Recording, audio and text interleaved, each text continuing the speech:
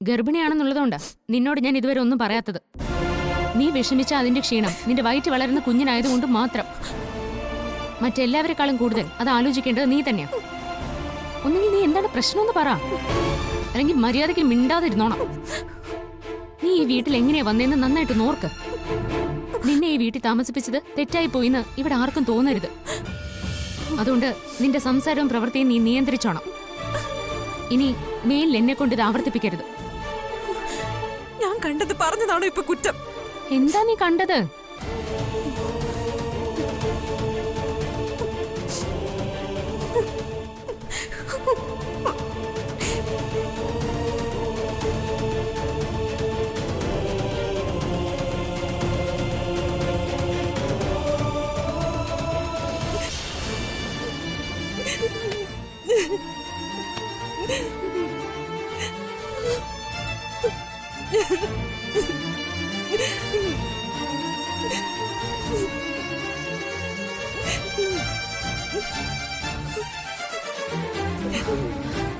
മോളെ, ചേച്ചി, നീ ഇതെവിടെയാ പോയത്?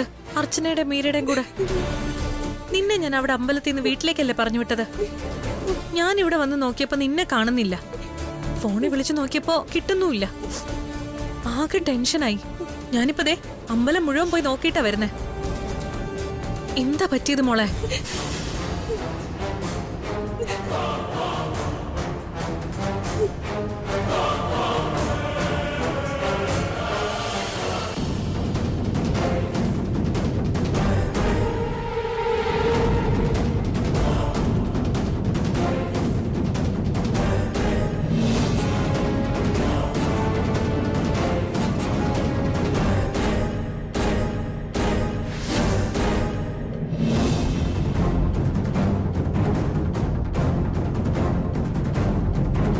Good morning. അയ്യോ, മോള് പേടിക്കണ്ട, അജയേട്ടൻ തന്നെയാ. ദേ, മോളൊന്ന് ഉറങ്ങി എഴുന്നേറ്റപ്പോ ജീവിതത്തിൽ എന്തൊക്കെ മാറ്റങ്ങൾ നോക്കി. ഇന്ന് നമ്മുടെ വിവാഹം.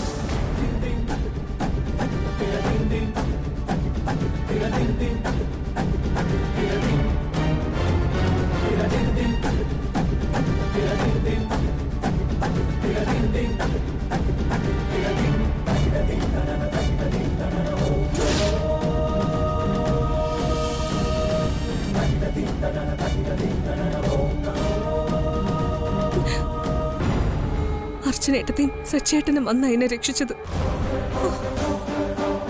അവൻ എന്ത് ചതിയ കാണിച്ചത്? അർച്ചനയും സച്ചിയും കൃത്യസമയത്ത് വന്നില്ലായിരുന്നെങ്കിൽ എന്ത് ചെയ്തേനെ? ദൈവം കാത്തു. എന്നിട്ട് അവനെവിടെ അജയൻ? അവനെ പോലീസിൽ ഏൽപ്പിച്ചില്ലേ? ഇല്ല, അവനെ അവിടെ കെട്ടിയിട്ടിരിക്കുക. ഇനി രക്ഷപ്പെട്ടു പോയോന്ന് അറിയില്ല ചേച്ചി.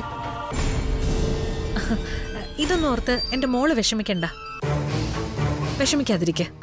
എന്തായാലും ഒന്നും സംഭവിച്ചില്ലല്ലോ. മോള് വിശ്രമിക്ക. ചേച്ചി ഇപ്പൊ വരാം.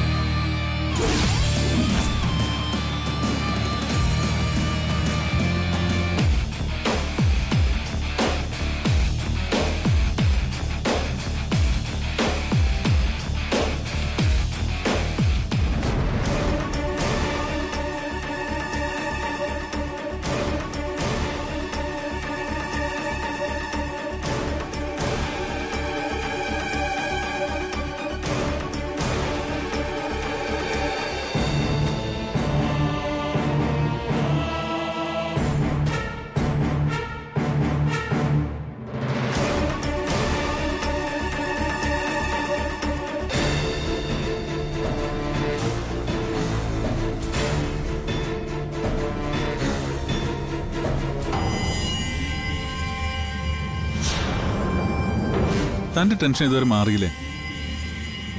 അനഘയെ വലിയൊരു ആപത്തിൽ നിന്ന് നമ്മൾ രക്ഷപ്പെടുത്തി.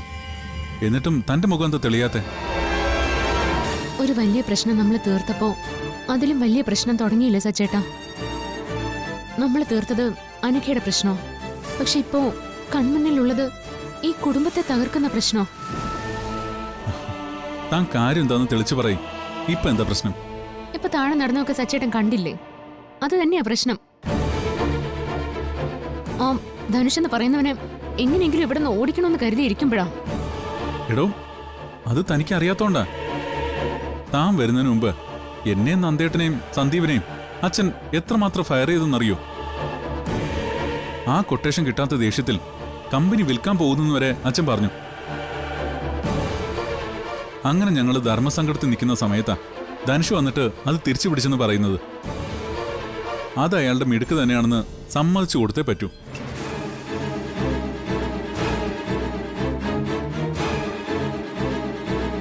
താൻ കണ്ടതല്ലേ അച്ഛനും നന്ദേട്ടനൊക്കെ എത്രത്തോളം സന്തോഷത്തിലാണെന്ന്.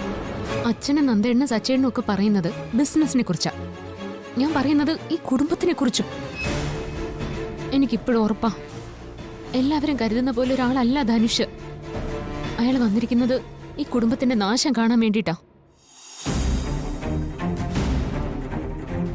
ശരി, താൻ പറയുന്ന ഞാൻ വിശ്വസിച്ചാൽ തന്നെ എന്തടിസ്ഥാനത്തിൽ ആ വിശ്വാസം ഉറപ്പിക്കാൻ പറ്റും? ഈ സംശയം ഞാനോ താനോ ഈ വീട്ടിൽ ആരോടെങ്കിലും പറഞ്ഞാൽ ആരെങ്കിലും അത് വിശ്വസിക്കോ? വിശ്വസിക്കാൻ മാത്രം എന്ത് തെളിവുണ്ട് നമ്മുടെ കയ്യിൽ? താൻ പറയുന്നത് അയാളുടെ പെരുമാറ്റ രീതി ഉണ്ടാവും. അയാൾ ഇവിടെ വന്നിരിക്കുന്നത് ഓഫീസിലെ സ്റ്റാഫായിട്ടാണ്. ആ ജോലി അയാൾ കൃത്യമായിട്ട് ചെയ്യുന്നുണ്ട്. അപ്പൊ പിന്നെ ഏത് രീതിയിലാ അയാൾ കുറ്റം പറയാനാവുന്നേ?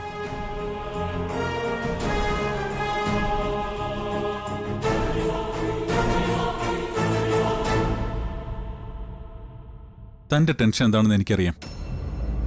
താൻ കരുതുന്ന പോലൊക്കെ സ്നേഹയോ അനഘയോ വഴിമാറി ചിന്തിക്കുകയോ പ്രവർത്തിക്കുകയോ ഇല്ലടോ. ഒന്നുമില്ലെങ്കിലും നമ്മൾ ഇത്ര ആളുകളില്ല ഈ വീട്ടിൽ. അതാണ് എന്റെ പ്രശ്നം. ഇത്ര ആളുകൾ ഉള്ളിടത്ത് അയാൾക്ക് മറ്റെന്തെങ്കിലും ഉദ്ദേശം ഉണ്ടെങ്കിൽ അത് നടത്തിയെടുക്കാൻ എളുപ്പമല്ലേ? സച്ചേട്ടൻ പറഞ്ഞില്ലേ ഇത്രയും ആളുകൾ ഈ വീട്ടിലുള്ള കാര്യം. ഇന്നത്തെ സംഭവത്തോടെ ഈ വീട്ടിൽ ഏത് സമയത്തും അയാൾക്ക് കയറി വരാനാവും. അയാള് ചെയ്തു എന്ന് പറയുന്ന ഇന്നത്തെ മിടുക്കിനെ ചൊല്ലി ആരും അയാളെ മുഷിച്ചൊന്നും പറയത്തുമില്ല. അത് അയാൾ നല്ല പോലെ മുതലെടുക്കുകയും ചെയ്യും. സച്ചേട്ടൻ നോയിക്കോ ഇനിയും എന്തൊക്കെയാ സംഭവിക്കാൻ പോകുന്നതെന്ന്. ഞാൻ തന്നോട് പറഞ്ഞില്ലേ, ചിലപ്പോ തന്റെ സംശയങ്ങളൊക്കെ ശരിയായിരിക്കും. മുൻപൊക്കെ അങ്ങനെ തന്നെ ആയിരുന്നു പലതും. അതിനൊക്കെ ശക്തമായ തെളിവ് വേണം.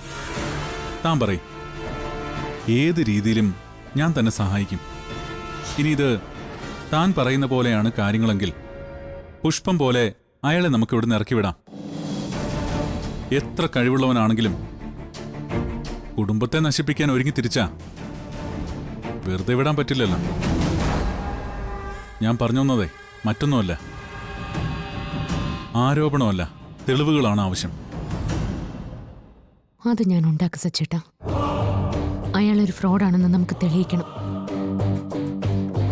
എന്റെ ഇപ്പോഴത്തെ സംശയം മറ്റൊന്ന്, ഇന്നത്തെ അനഘയുടെ തട്ടിക്കൊണ്ടു പോവലും അതിന് പിന്നിലുള്ളവരും ഈ ധനുഷൊക്കെ ഒരേ ഗ്യാങ് ആണോന്ന്. അങ്ങനെയാണെങ്കിൽ ഇതുവരെ ഉണ്ടായ പ്രശ്നങ്ങളല്ല, ഈ കുടുംബത്തിൽ തന്നെ ആരെങ്കിലുമൊക്കെ നമുക്ക് ശത്രുക്കളായിന്ന് വരും. ഉറപ്പാ.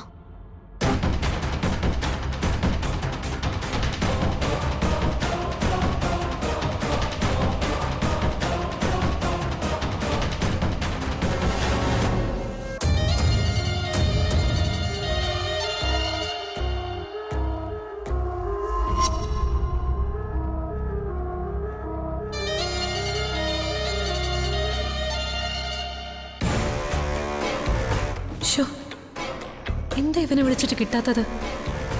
എവിടെ പോയി കാണും? എവിടെ ഉണ്ടെങ്കിലും അവന് നേരിട്ട് ചെന്ന് കണ്ട കാര്യം പറയണം. അല്ലെങ്കിൽ ചിലപ്പോ ഇതിന്റെ എല്ലാം പിന്നിൽ ഞാനാണെന്ന് വിചാരിച്ച് ഇങ്ങോട്ട് കയറി വന്ന് ഉള്ള സത്യം മുഴുവൻ വിളിച്ചു പറയും.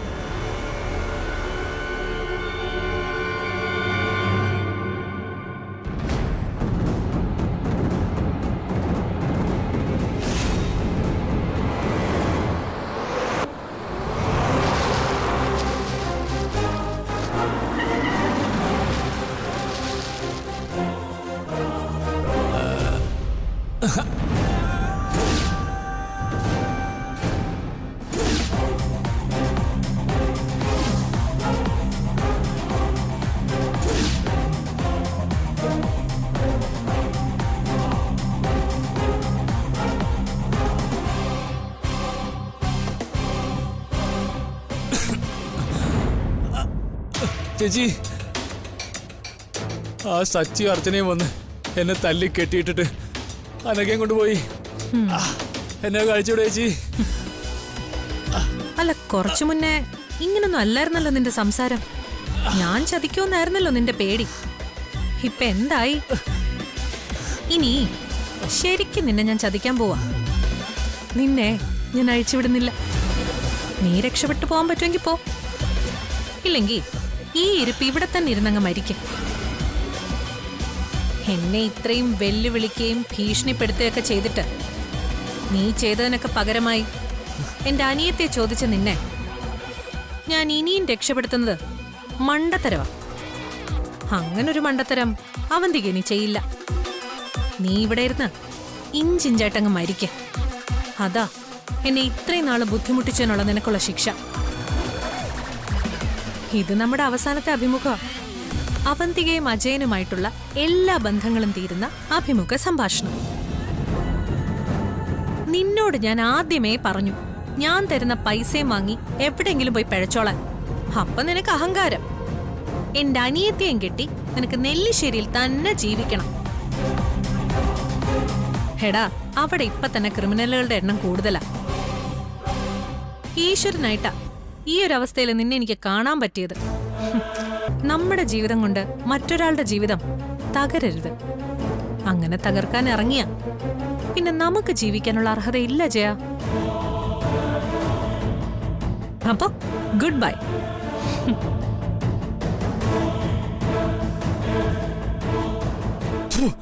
അവന്തികേ,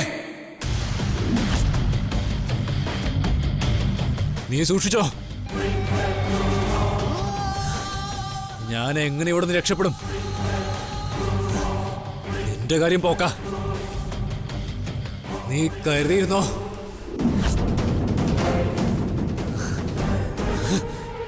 നീ എന്നെ പറഞ്ഞ് പേടിപ്പിക്കാന്ന് കരുതിയ? നിനക്ക് അജയനെ ശരിക്കും അറിയാത്തോണ്ടാ എന്റെ അനിയത്തെ ചോദിച്ചത്. കുറച്ചെങ്കിലും മര്യാദ എനിക്കുള്ളതുകൊണ്ടാ. എന്റെ രീതി വെച്ച് നിന്റെ അനിയത്തെ മാത്രമല്ല നിന്നെയും.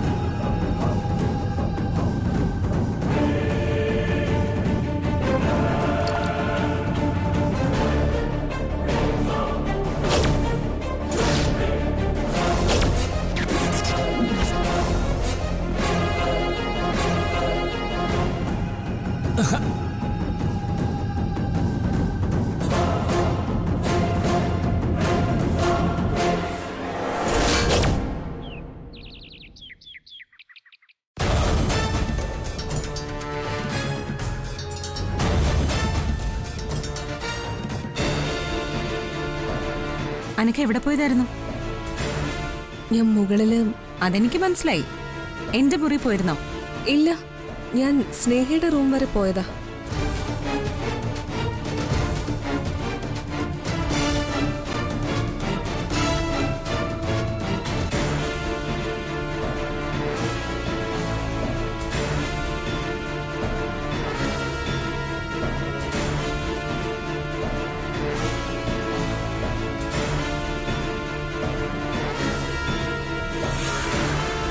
സന്ദീപേ, അനക്ക് എന്തിനാ ഇവിടെ വന്നേ?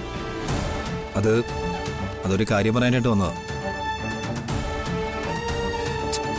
താനെന്തെങ്ങനെ ദേഷ്യത്തിൽ നോക്കുന്നത്? അനക്ക് ഇവിടെ വന്നതിൽ എന്താ പ്രശ്നം?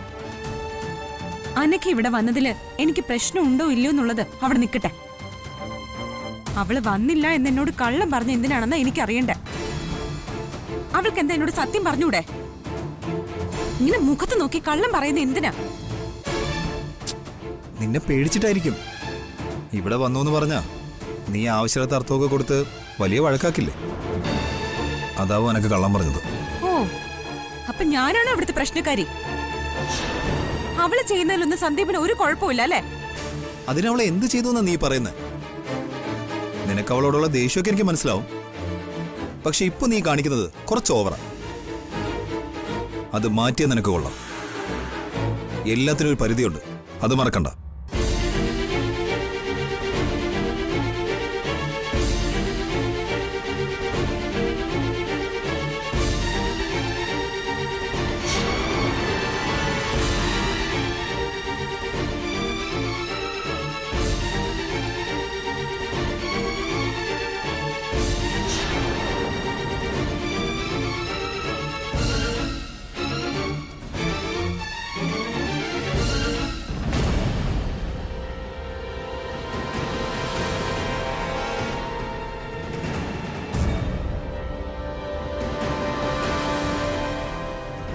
ഇനി നീ ഒന്നുകൊണ്ടും പേടിക്കണ്ട. നിന്റെ ജീവിതത്തിൽ ചേച്ചി ഉണ്ടാക്കിയ പ്രശ്നം ചേച്ചിയായിട്ട് തന്നെ തീർത്തിട്ടുണ്ട്. ഇനി അജയന്റെ ശല്യം നിനക്കുണ്ടാവില്ല. ഞാനൊരു സ്വാർത്ഥയാണെന്ന് നിനക്ക് തോന്നിയിട്ടുണ്ടാവും. ഒരിക്കലും എനിക്ക് ജയിക്കാൻ വേണ്ടിയല്ല ഞാനിതൊക്കെ ചെയ്തത്. എൻ്റെ നിവർത്തികേട് കൊണ്ട് സംഭവിച്ചു പോയതാ. ചിലപ്പോൾ ചേച്ചി ഉന്നം വെച്ച ലക്ഷ്യത്തിലേക്ക് എത്താൻ ഇനിയും നിന്നെ ബലിയാടാക്കേണ്ടി വന്നേക്കാം. അതൊന്നും എൻ്റെ മാത്രമല്ല, എൻ്റെയും നിൻ്റെയും നമ്മുടെ അച്ഛൻ്റെയും കുടുംബത്തിൻ്റെയും കാര്യത്തിന് വേണ്ടിയാണെന്നോർത്ത് സമാധാനിക്കാനേ കഴിയൂ. കാരണം നമ്മുടെ ജീവിത ലക്ഷ്യം ഒന്നാ.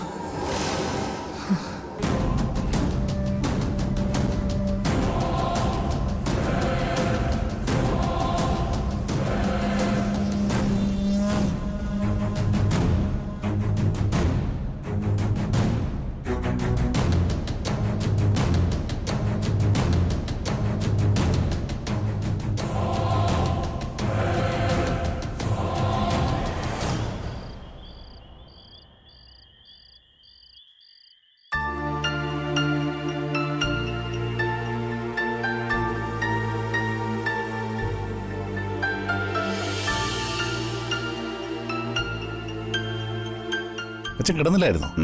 ആ, കിടന്നില്ല. ഞാനിങ്ങനെ ഓരോന്ന് ആലോചിച്ചിരിക്കുകയായിരുന്നു. സ്നേഹമോളെ പറ്റി ആലോചിച്ചത്.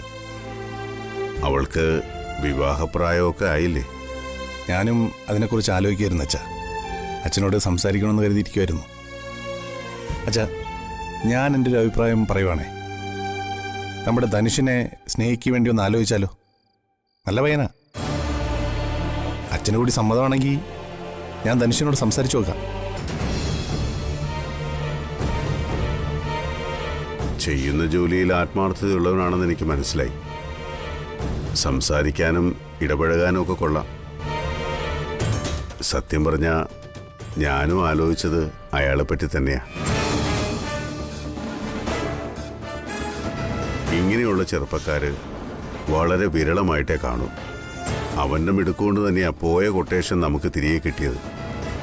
ജോലിയോടും ഈ കുടുംബത്തോടും അത്രേ ആത്മാർത്ഥതയുള്ളതുകൊണ്ടാ ധനുഷ് നമുക്കത് നേടിത്തന്നത്.